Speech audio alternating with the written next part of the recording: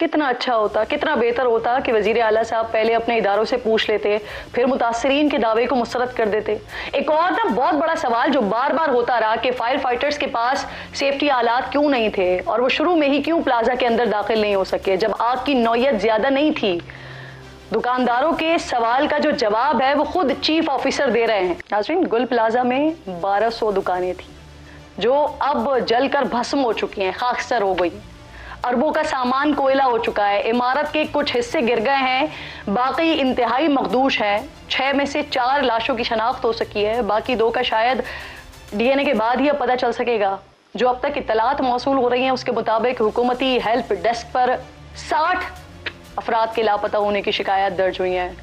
اندر مزید کتنے لوگ ہو سکتے ہیں اس حوالے سے بھی کچھ نہیں کہا جا سکتا ہے۔ ان لاپتہ افراد کے ساتھ ایک شخص اور بھی ہے جو نہیں مل رہا تھا، معلوم نہیں تھا کہ وہ کہاں پر ہے، حالانکہ اس کا دفتر گل پلازا سے صرف چند منٹ کی دوری پر ہے۔ جو لوگ کراچی کی ایم جناح روڈ کی سڑک کو جانتے ہیں وہ جانتے ہیں اس شخص کا دفتر کتنا دور ہے۔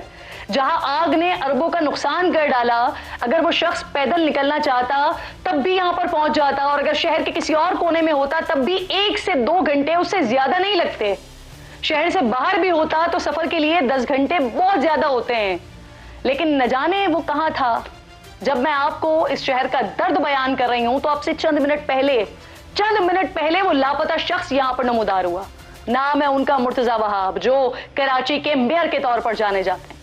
ڈیپٹی میئر سلمان مراد، ان کے مطابق وہ اسلام آباد میں تھے، یہاں پر تھے، وہ ایک کانفرنس کے لیے آئے ہوئے تھے، اور میں یقین سے کہہ سکتی ہوں کہ وہ جو کانفرنس تھی نا جس میں مرتضی وہاب صاحب موجود تھے، وہ یقیناً اس آگ سے زیادہ قیمتی ہوگی، اسی وجہ سے مرتضی وہاب صاحب یہاں پر تھے، ورنہ یقین ہے مجھے کہ فوری طور پر یہ خبر سنتے ہی پہنچنا ہوتا مرتضی وہاب صاحب کو وہاں پر۔ اب ناظرین، یہ پہلا واقعہ نہیں ہے کراچی کا، بلدیہ فیکٹری کا سانحہ، یہ یاد ہوگا آپ سب کو۔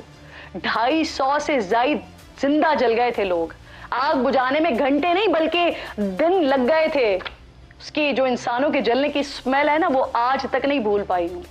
بلڈنگ والی آگ، جو اسٹیٹ لائف کی بلڈنگ میں آگ لگی تھی، وہ منظر بھی آنکھوں سے نہیں جاتا، جہاں نوکری کے لیے انٹرویو دینے والا نوجوان گر کر مر گیا تھا، اور یہ ایگزیکٹلی بلدیہ فیکٹری کے بعد کا واقعہ تھا۔ وہ شخص اس وجہ سے خوفزدہ تھا کہ یہاں پر بھی اس کا وہی حال نہ ہو جو بلدیہ فیکٹری میں 250 لوگوں کا ہوا تھا۔